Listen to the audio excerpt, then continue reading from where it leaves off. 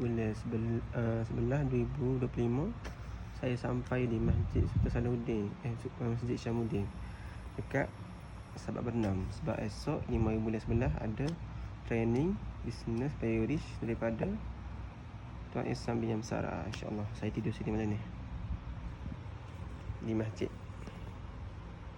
Masjid ni comel tengok. Kipas dia dibuat gitu. Comel masjid dia.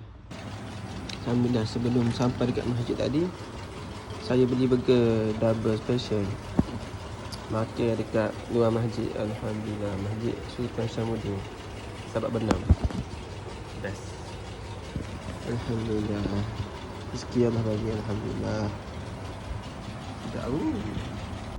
Sekarang sedang menanti untuk menunaikan solat subuh di Masjid Sultan Syamuddin di Sabak Bernam.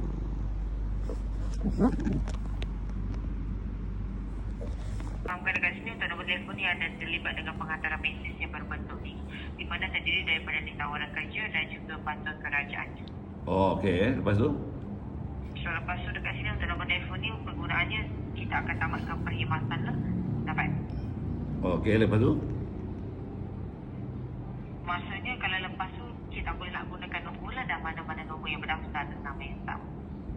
Kau ni siapa mandai nak apa? Nak sekat-sekat ni? Macam mana? Apa hak kau nak sekat-sekat ni? Sebab saya hubungi Cik ni daripada CSM, Cyber Security Malaysia. Dekat sini saya hanya ditugaskan untuk membuat sekatan atas nombor telefon Cik lah. Okey, sekat lah, aku nak tengok kau sekat. Ya, rapat. Cik gelak. Cik ingat saya buat lawak ke? Buat lawak tu. Bodoh.